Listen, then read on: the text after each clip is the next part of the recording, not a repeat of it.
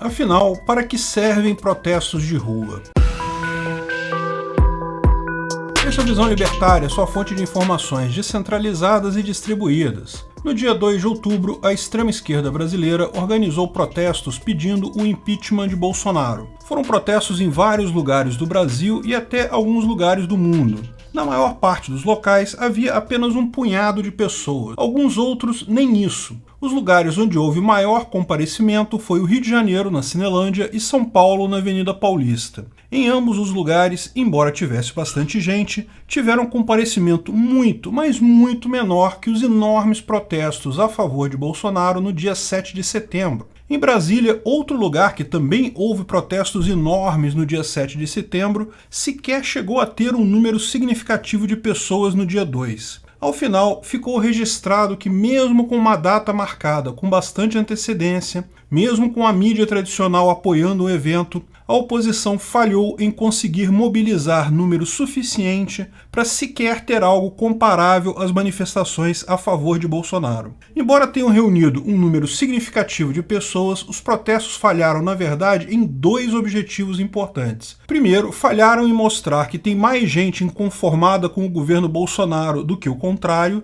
pois a comparação com o protesto a favor de Bolsonaro foi clara, mas não é só isso, também falharam em forjar uma união além da extrema esquerda nas próximas eleições contra o governo. Os protestos tinham também um importante objetivo para a esquerda de mostrar união entre si, capacidade de mobilização e de atrair pessoas do centro, pessoas que não são da esquerda. Hoje, a corrida eleitoral para 2022 está focada em dois candidatos, Bolsonaro e Lula. O problema para ambos é que ainda tem uma grande parcela de pessoas nem que não quer nenhum nem o outro. Os nem, embora não encontrem um candidato que os represente, afinal tem um monte de gente no mercado querendo se candidatar, mas nenhum desponta paixões realmente. Ciro Gomes é esquerda demais, receita de tragédia na economia, Moro é visto como traidor pelo que fez com Bolsonaro, Dória faz uma gestão desastrada em São Paulo na pandemia, o resto do pessoal, Amoedo, Meirelles, Mandetta, sabe-se lá mais quem, simplesmente não tem peso. Mas isso não é um problema para esses eleitores, eles só precisam decidir o candidato no ano que vem. São os candidatos do centro que estão desesperados para aglutinar esse pessoal porque, se não fizerem isso, não vão conseguir sequer fazer diferença nas eleições de 2018. Veja, se não demonstrarem um mínimo de potencial, as alianças políticas, os financiamentos de campanha, todas as coligações vão acabar gravitando para um dos dois polos, ou Lula ou Bolsonaro. Quem está no meio do caminho precisa provar viabilidade agora, que tem pelo menos uma chance para poder entrar na disputa. Senão, vai entrar apenas para fazer número, estratégia de partido.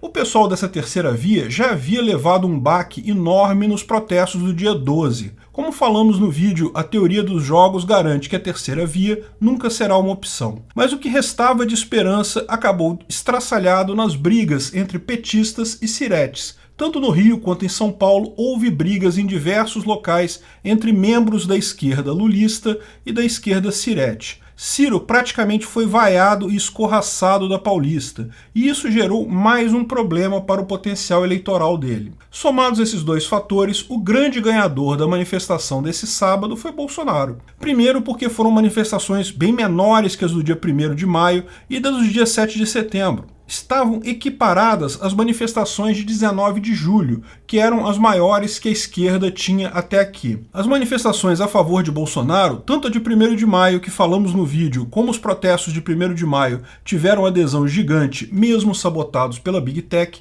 quanto a manifestação de 7 de setembro, que também falamos em outro vídeo, manifestações enormes por todo o Brasil pedem a volta do devido processo legal, ambas encheram muito mais e foram em sentido crescente, mostrando que Bolsonaro tem capacidade de mobilizar muita gente ainda, mesmo após quase 3 anos de ataques incessantes da mídia. Segundo porque mostrou a falha da esquerda ao agregar o centro nem. O pessoal está até chateado com Bolsonaro, é verdade, mas não chateado o suficiente para encarar uma manifestação do lado desse pessoal. Pior, as tentativas de atrair esse povo foram infrutíferas. Fizeram a manifestação num sábado, ao invés de um dia de semana que era o padrão. Usaram bandeiras do Brasil, eram pouquíssimas na verdade, o tom vermelho foi predominante, mas principalmente falharam em fazer manifestações pacíficas. Esse pessoal da esquerda vai ter muito mais dificuldade de atrair os nem-nem do que Bolsonaro. Embora as pesquisas eleitorais todas apontem para uma preponderância de votos em Lula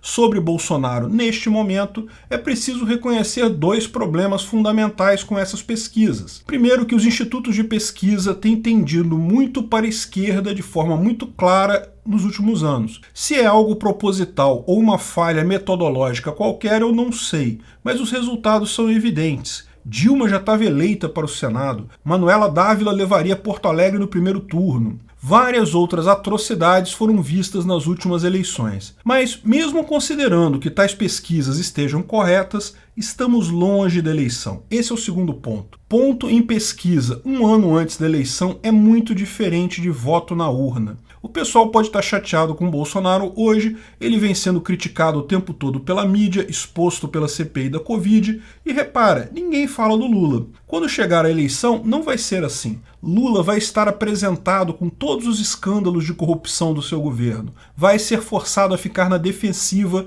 dizendo que foi inocentado pelo STF, quando muito facilmente pode se mostrar os pedalinhos com os nomes dos netos dele, os vídeos dele no apartamento de Guarujá. Ninguém está batendo no Lula porque não precisa. Lula tem um grupo fiel a ele, é verdade, mas vai ter muita dificuldade de conquistar qualquer voto além desse pequeno grupo. Muita gente pode estar falando Lula na pesquisa de opinião hoje simplesmente porque não quer Bolsonaro, mas na hora que for comparar realmente as duas alternativas, a coisa muda de figura. E isso a manifestação do dia 2 de outubro deixou claro. No final das contas, a minha visão é que Lula só consegue alguma coisa apoiando outro candidato, talvez indo como vice na chapa, como fizeram os peronistas na Argentina, ou Evo Morales na Bolívia. Ele mesmo, na cabeça da chapa, vai naufragar muito fácil, mas pelo que vimos, não vai ser fácil compor com alguém. Quanto a Bolsonaro, o jogo para ele tem algumas pedras no caminho também. O impeachment ou coisa do gênero nunca foi uma possibilidade real em momento algum,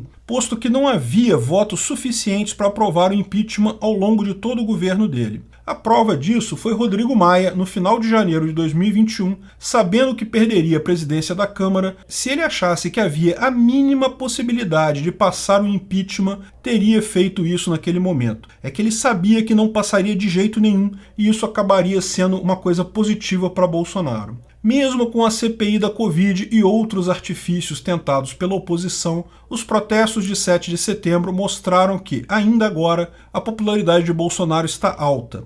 Todo mundo lembra de 2018, quando Bolsonaro não apenas se elegeu, mas elegeu qualquer um que aparecia do lado dele no palanque. Deputado nenhum quer perder essa possibilidade. Portanto, impeachment parece não haver chance alguma. É apenas natural imaginar que haverá outras tentativas de torná-lo inelegível, seja criando obstáculos à filiação em um partido, seja decisões do TSE. Mas esse caminho o pessoal sabe que é arriscado. Usar leis absurdas ou casos sem sentido para tirar o cara na mão grande pode abrir caminho para a inelegibilidade de outros aliados pelo mesmo motivo. Além do que, se ficar um golpe claro demais, arrisca-se até um contragolpe do lado de lá. O desafio final de Bolsonaro, o principal deles, é a economia. Se a economia estiver bem, se a inflação não disparar, muito pouco provável Bolsonaro perder a eleição para quem quer que seja. A pandemia tende a diminuir daqui para frente, se tornando um ponto menor de ataque a ele. Afora algumas suspeitas e contratos não assinados,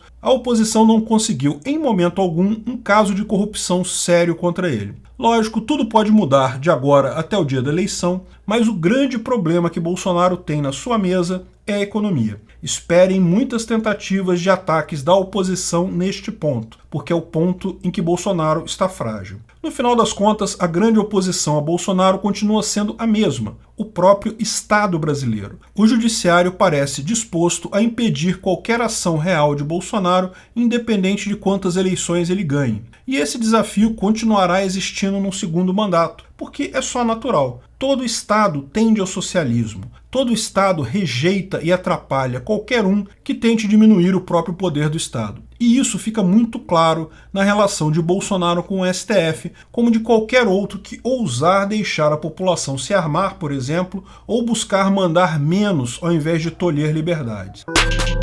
Obrigado pela audiência.